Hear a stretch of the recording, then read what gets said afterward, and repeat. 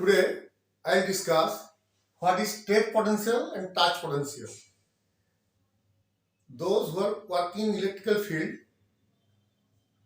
these two things are very important. You will have to know what is step potential and what is touch potential. So, what is step potential? Step potential क्या है? Suppose एक पोल है, एक पोल है, एक पोल है, ऐसे एक लाइन दिया है.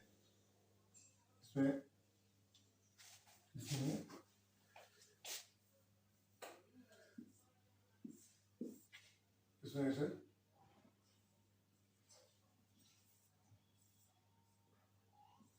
3 phase,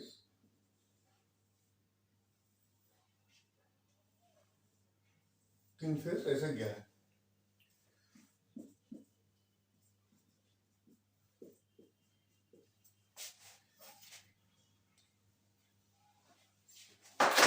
These are steel pole. These are steel pole, and this is conductor. So what is step potential? Suppose anyhow one conductor is damaged and काट हो गया.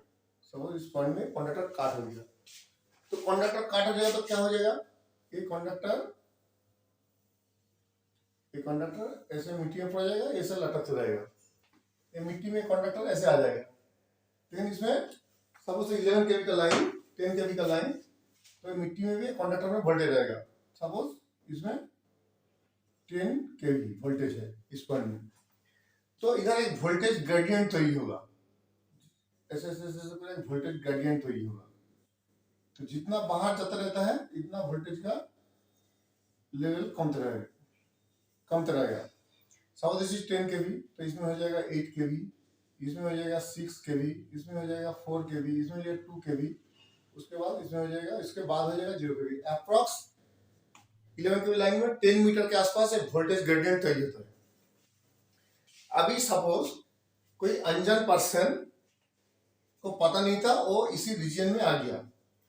सपोज वो इस पोजीशन में खड़ा है, ये आदमी है, इसका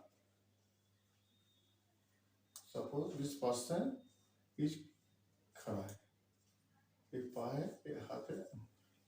सपोज कोई आदमी इस रीजन में आ गया, इस रीजन में आके खड़ा है, उसका एक पाँव इसमें है, एक पाँव ऐसा है और हाथ ऐसा है. तो क्या होगा?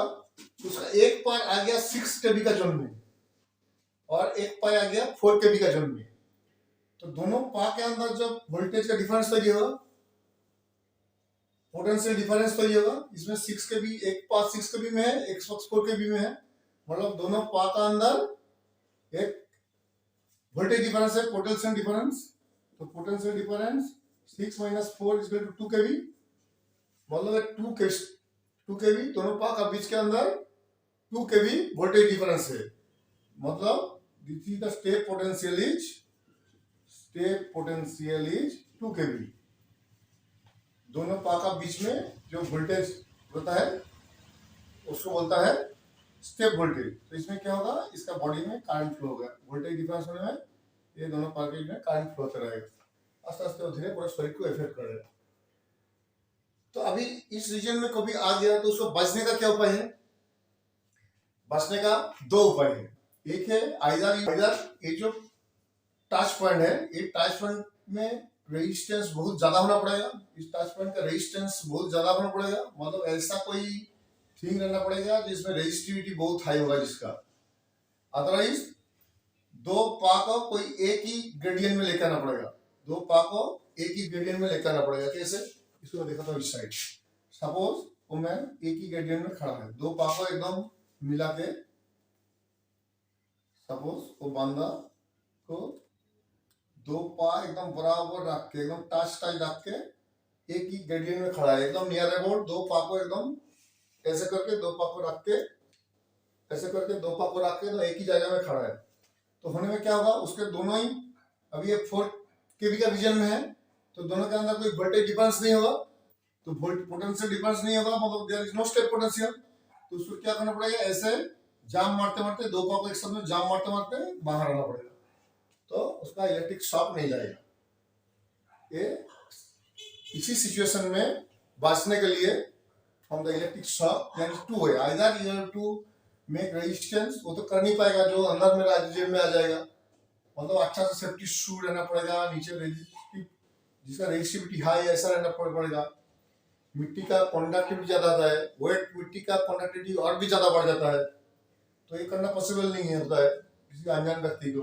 उसको क्या पड़ा, दोनों पाप को एक ही साइज में रख के उसको जाम देके देके निकल के बाहर आना पड़ेगा, तो उसको इलेक्ट्रिक शॉक नहीं लगेगा।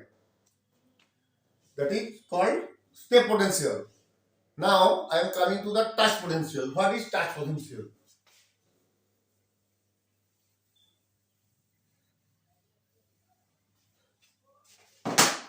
सपोज ये वाला तार काट के ऐसे घूम रहा है और ये वाला तार काट के एनीहाउ एक पोल में टच हो गया, ये वाला तार काट के एनीहाउ पोल में टच हो गया, तो पूरा पोल का बॉडी अभी फल्टी है, एक पोल में अर्थिंग होता है, अर्थिंग में जाके एक ग्राउंड में करंट फ्लो करेगा जो फॉल्ट करंट है ना। कोई अनजान व्यक्ति आके, सपोज कोई अनजान व्यक्ति आके इसको टच किया, ऐसा खड़ा है, ये इसको टच कर दिया, तो क्या होगा, करंट ये भी इस वे में फ्लो करेगा, फिर ग्राउंड होगा, इसी पॉइंट से जैसे जाके ग्राउंडिंग हो रहा था, ये भी एक रास्ता मिल गया उसको, तो इसी रास्ता में आके इधर फ्लो करेगा, तो ये वाला जो उसका पाव का पॉइंट है, हाथ का पॉइंट है, दोनों का भी अंदर भी एक पोटेंशियल डिफरेंस होगा, that is called touch potential. ये दोनों एक हाथ का और पाव का बीच में जो वोल्टेज होगा कोई फर्टी लाइन को छूने में, उसका दोनों का बीच में जो वोल्टेज डिफरेंस होगा that is called potential voltage, touch potential, that's called touch potential. इसमें बचने का क्या उपाय है? You will to one and only उपाय इसमें, you will need to go, मतलब रेजिस्टेंस इस पॉइंट और इस पॉइंट में रेजिस्टेंस बहुत ज्यादा करना पड़ेगा, मतलब you have to wear safety hand gloves and safety shoe. एक ही रास्ता है इसमें बचने के लिए, ये सब टच करने का पहले आपको सेफ्टी गगल्स एज पर voltage gradient and safety shoe पहन के कोई ऑपरेट करने के लिए आना है।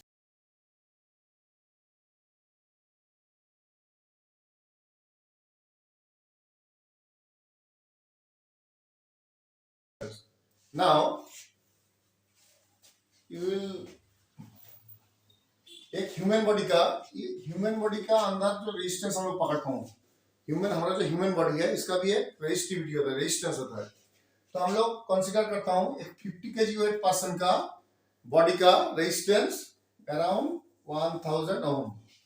That is general practice, we have consider 1000 ohm के आसपास होता है एक 50 kg आदमी का। अभी वेट बढ़ने में बढ़ेगा, वेट कमेगा, और एक आदमी maximum 10 milli ampere current flow होने में, उसका बॉडी से, कोई भी ह्यूमन बीइंग का बॉडी के 10 milli ampere maximum current flow होने में वो ठीक रहेगा, उसके बाद ज्यादा होगा तो वो मे बी और डेथ हो सकता है उसका। तो maximum capability of current flow in a human body is 10 milli ampere.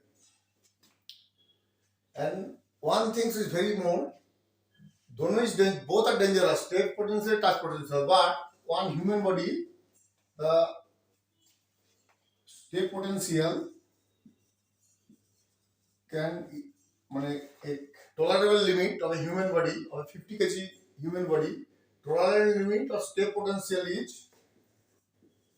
2200 volt, whereas touch potential is 650 volt. State tolerable limit of a human body, 50 kg human body, state potential is 2200 volt approx, and tolerable limit of a touch potential of a human body is 650 volt. Why this difference? Why state potential, tolerable limit of state potential is more? Why touch potential is less of a human body, tolerable limit? To know that, please see my next video. I will discuss why tolerable limit of state potential is more than the tolerable touch potential of a human body.